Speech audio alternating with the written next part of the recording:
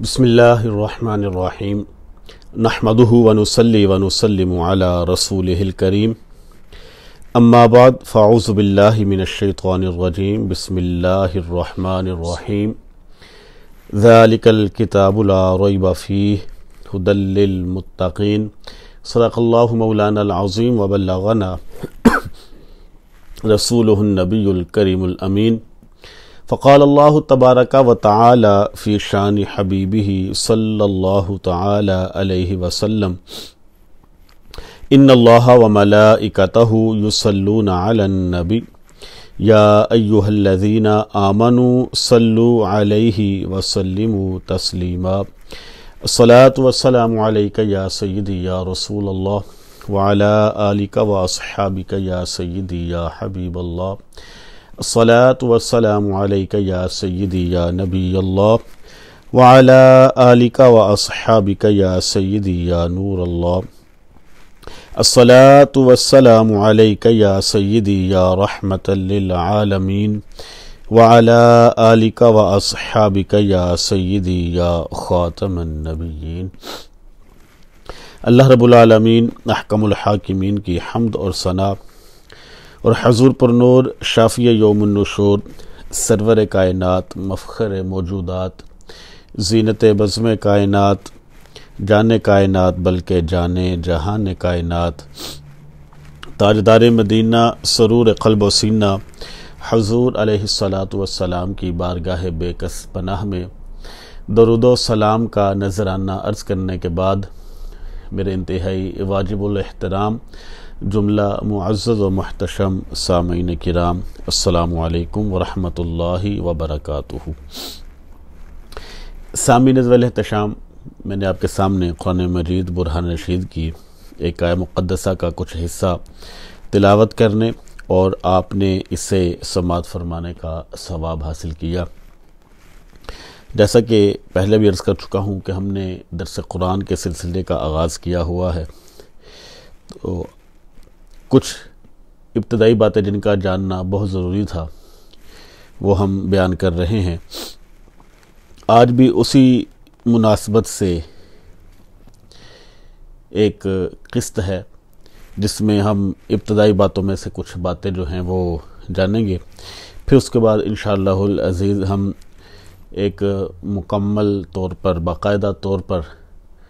ترجمہ اور تفسیر جو ہے درس کی صورت میں اس کا آغاز کریں گے۔ تو آج وہ آخری نشست ہے جو ابتدائی باتیں ہم نے جاننی ہیں، تو کل سے انشاءاللہ تبارک و تعالی ہم سورہ فاتحہ سے ترجمہ اور اس کی تفسیر کا آغاز کریں گے۔ آج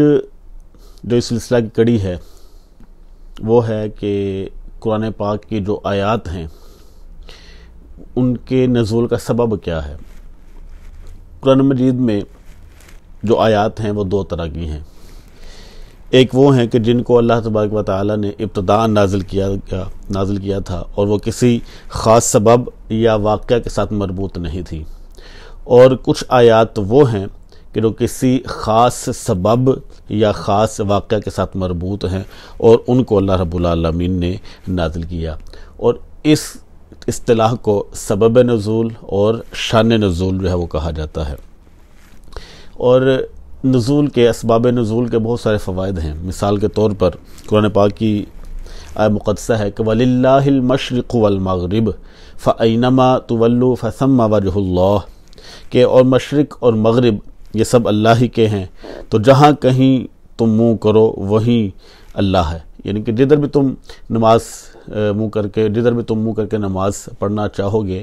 تو اللہ کو ادھر ہی پاؤ گے، کیونکہ مشرق و مغرب اللہ ہی کے لیے ہے۔ اب بظاہر اس آیت سے یہ معلوم ہوتا ہے کہ یہ جو آیہ مقدسہ ہے اس میں کعبۃ اللہ کی طرف منہ کرنے کی ضرورت نہیں ہے۔ اس سے بظاہر یہ ہمیں معلوم ہوتا ہے کہ چاہے جدھر مرضی منہ کر لیں، خانہ کعبہ کی طرف، بیت اللہ شریف کی طرف منہ کر کے نماز پڑھیں یا نہ پڑھیں، نماز تمہاری ہو جائے گی۔ یہ اس کا عام جو معنی و مفہوم ہے وہ ہے، لیکن جبکہ اس آیت کا جو سبب ہے وہ ایک خاص ہے۔ وہ کیا ہے؟ علامہ علوسی جو ہیں وہ اپنی تفسیر میں لکھتے ہیں کہ حضرت عبداللہ بن عمر رضی اللہ تعالیٰ عنہ بیان کرتے ہیں کہ یہ آیت مسافر کی نماز اور سواری پر نفل نماز پڑھنے کے متعلق نازل ہوئی.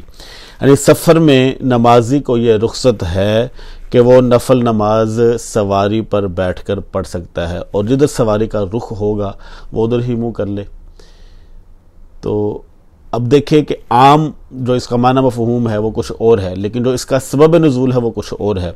کہ اگر کوئی شخص سفر پر ہے اور وہ سواری پر سوار ہے تو اب اپنا رخ جدھر بھی کرے گا، جدھر سواری چل رہی ہے ادھر وہ اپنا رخ کر لے تو نماز جو ہے وہ اس طرح منہ کر کے پڑھ لے گا. لیکن کشتی میں سوار ہو کر نماز پڑھنا اور ہوائی جہاز میں نماز پڑھنا، ان کا حکم الگ ہے. وہ کیا ہے کہ اگر قاعدہ ایک یاد رکھ لیں کہ جو چیز متصل ہے زمین کے ساتھ، اگر آپ اس پر سوار ہیں، ایسی چیز کہ جو زمین کے ساتھ متصل ہے اور آپ اس کے اوپر سوار ہیں، تو اس میں نماز پڑھنے کا حکم اور ہوگا، اور جو چیز متصل زمین کے ساتھ نہیں ہے اس میں نماز پڑھنے کا حکم اور ہوگا. مثال کے طور پر بحری جہاز، کشتی اور ہوائی جہاز، یہ تین چیزیں ایسی ہیں، ان کے بحری جہاز، ہوائی جہاز اور کشتی، یہ چیزیں ایسی ہیں کہ یہ متصل نہیں ہے زمین کے ساتھ. اب ان میں نماز پڑھنے کا حکم یہ ہوگا کہ سواری کا رخ جدھر مرضی ہو آپ نے بیت اللہ شریف کی طرف رخ کر کے نماز پڑھنی ہے. اور اگر آپ سواری پر، ایسی سواری پر کہ جو زمین کے ساتھ متصل ہے، جیسے آپ کی اپنی پرسنل کار ہو جائے، یا آپ بس پر سفر کر رہے ہیں، یا آپ ٹرین پر سفر کر رہے ہیں، اب ان میں حکم اور ہوگا. اب جدھر ان کا رخ ہوگا، یعنی جدھر یہ سواریاں چل رہی ہیں، آپ ادھر ہی رخ کر لیں گے تو آپ کی نماز جو ہے وہ ہو جائے گی. لیکن برعکس بحری جہاز کے اور ہوائی جہاز کے، کشتی کے، ان کا حکم اور ہے. وہ جو میں نے ذکر کیا قانون پھر آپ کو بتا دوں کہ جو چیز متصل بالزمین ہے اس کے اوپر اگر آپ سوار ہیں، ایسے سواری کے اوپر، تو جدھر سواری کا رخ ہوگا آپ ادھر ہی کر کے نماز پڑھ لیں گے. اور اگر اس کے برعکس ہے کہ متصل بالزمین نہیں ہے تو پھر آپ کو جو ہے جدھر بیت اللہ شریف ہے ادھر ہی رخ کر کے آپ کو نماز پڑھنی پڑے گی.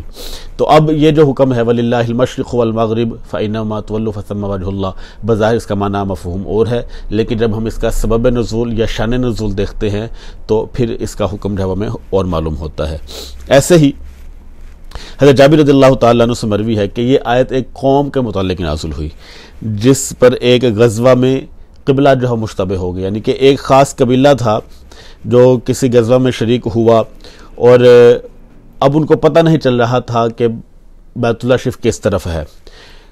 تو انہوں نے اندھیرے میں ہی جنوب یا شمال کی طرف جو ہے وہ رخ کر کے نماز پڑھ لی. جب صبح ہوئی تو وہ پریشان ہوئے کہ ان کی نماز ہوئی ہے نہیں، تو تب یہ آیت نازل ہوئی کہ جب قبلہ پر مشتبہ ہو جائے،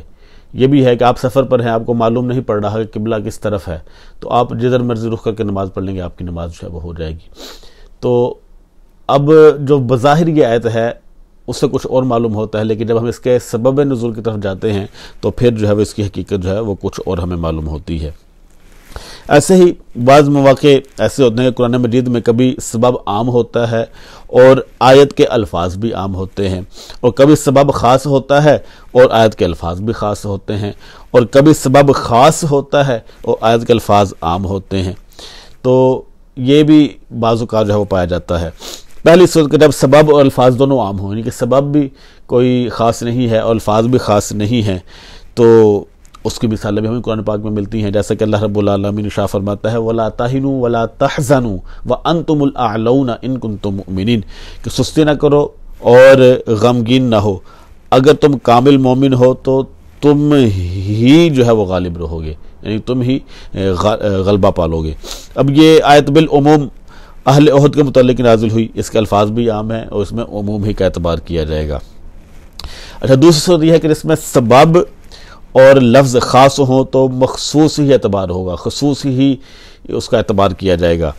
اور لفظ کا خاص ہونا اس کی دو وجہ ہوں گی، یا تو وہ علم کی وجہ سے ہوں گی، کسی کے نام کی وجہ سے، یا پھر لام عہد کی وجہ سے، یعنی اس میں خاص ایک اشارہ جو ہے وہ پایا جائے گا. علم کی وجہ سے جو ہوگا ان کے سبب جو ہے وہ بھی خاص ہے، اور جو آیت کے جو الفاظ ہیں وہ بھی خاص ہیں. جیسا کہ اللہ رب العالمین ارشاد فرماتا ہے فَلَمَّا قَضَىٰ زَيْدٌ مِّنْهَا وَطَرًا زَوَّجْنَاكَهَا، پھر جب زید نے اس قطع تعلق کی غرض پوری کر لی تو ہم نے عدت کے بعد آپ کا اس سے نکاح کر دیا. اب حضرت زید بن حارثہ اور ان کی زوجہ حضرت زینب بنت جحش رضی اللہ تعالیٰ عنہا ان میں انبن رہتی تھی، اسی وجہ سے وہ ان کو طلاق دینا چاہتے تھے، تو رسول اللہ صلی اللہ علیہ وسلم ان کو روکتے تھے۔ بہرحال جب زید بن حارثہ نے طلاق دے دی تو عدت کے بعد اللہ تبارک و تعالیٰ نے حضرت زینب بنت جحش رضی اللہ تعالی عنہا کا نکاح رسول اللہ صلی اللہ علیہ وسلم سے کر دیا۔ یہ ہے خاص سبب اور خاص لفظ علم کی وجہ سے، نام کی وجہ سے، اور بعض اوقات لام عہد کی وجہ سے خصوصیت جو وہ پائی جاتی ہے۔ وہ کیا ہے؟ وہ بھی آیت قرآن پاک میں موجود ہے کہ وَسَيُجَنَّبُهَا الْأَتْقَى الَّذِي يُؤْتِي مَالَهُ يَتَزَكَّى وَمَا لِأَحَدٍ عِندَهُ مِن نِّعْمَةٍ تُجْزَى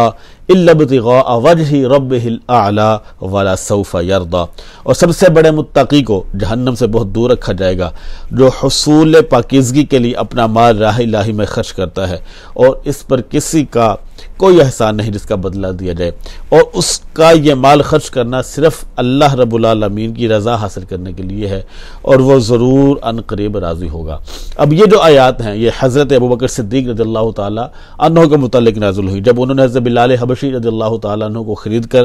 آزاد کرا دیا، جن کو ایمان لانے کے جرم میں سخت عذاب دیا جا رہا تھا کہ جو آپ کا آقا تھا جس کے آپ غلام تھے وہ آپ کو اوپر ظلم و ستم کیا کرتا تھا، جب آپ نے بالخصوص اسلام قبول کر لیا تو اس نے اس جفا میں اور اس ایمان لانے کی وجہ سے آپ کے اوپر ظلم و ستم جو ہے وہ زیادہ کرنے شروع کر دیے۔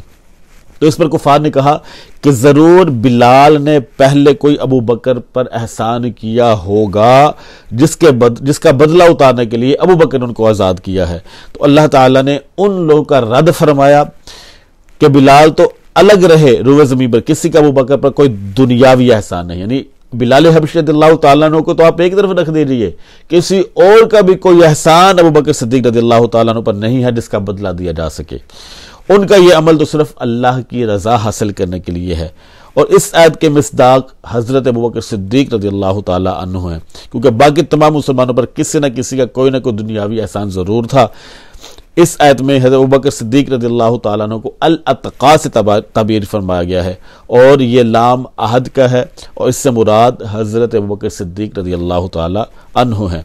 تو بعض اوقات لفظ بھی خاص ہوتا ہے اور اس کا سبب بھی خاص ہوتا ہے، اور جو خصوصیت ہوتی ہے یا وہ علم کی وجہ سے ہوتی ہے یا وہ لام عہد کی وجہ سے ہوتی ہے، تو وہ دونوں مثالیں بھی آپ کے سامنے رکھ دی۔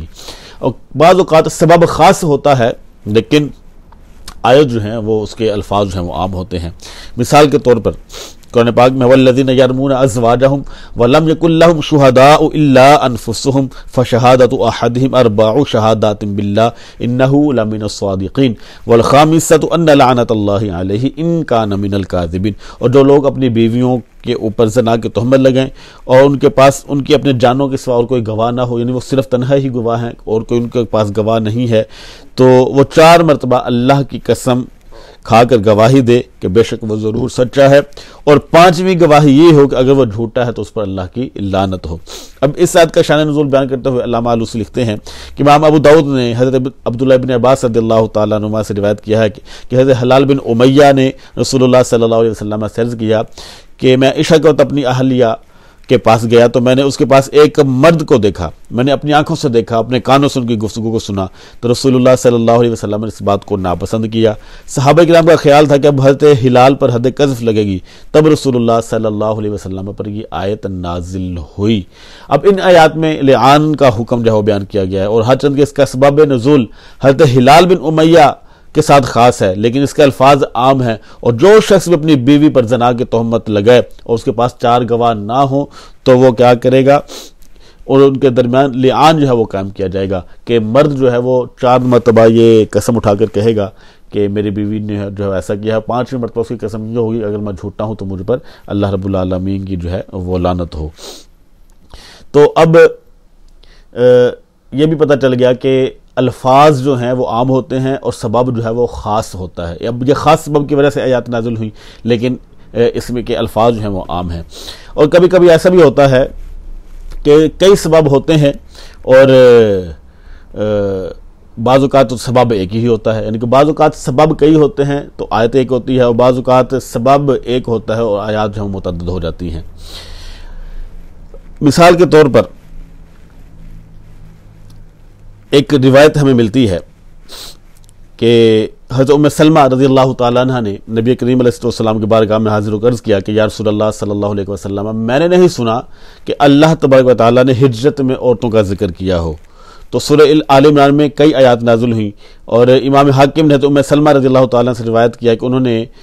عرض کیا کہ یا رسول اللہ صلی اللہ علیہ وسلم، آپ مردوں کا ذکر کرتے ہیں، عورتوں کا ذکر نہیں کرتے۔ تو اس پر اللہ رب العالمین نے یہ آیت مقدسہ نازل فرما دی، ان المسلمین والمسلمات والمؤمنین والمؤمنات والقانتین والقانتات والصادقین والصادقات والصابرین والصابرات والخاشعین والخاشعات والمتصدقین والمتصدقات والصائمین والصائمات والحافظین فروجهم والحافظات والذاکرین اللہ کثیرا والذاکرات اعد اللہ لهم مغفرۃ واجرا عظیما، کہ بے شک مسلمان مرد اور مسلمان عورتیں، مومن مرد مومنہ عورتیں، اور فرما بردار مرد فرما بردار عورتیں، سچے مرد سچی عورتیں، صبر کرنے والے مرد صبر کرنے والی عورتیں، خشوع کرنے والے مرد خشوع کرنے والی عورتیں، روزہ رکھنے والی، حفاظت کرنے والی اپنی شرمگاہ، یہ سب کا ذکر کرنے کے بعد اللہ رب العالمین نے فرمایا اعد اللہ لہم مغفرۃ واجرا عظیما، کہ اللہ رب العالمین نے ان کے لیے بخشش اور اجر عظیم جو ہے وہ تیار کر رکھا ہے۔ تو بعض اوقات یہ بھی ہو جاتا ہے کہ سبب جو ہیں وہ کئی ہوتے ہیں اور آیت جو ایک نازل ہو جاتی ہے، تو اب یہ ایک آیت کے متعدد اسباب جو ہیں وہ آپ کے سامنے جو ہے وہ ذکر کیے گئے۔ تو یہ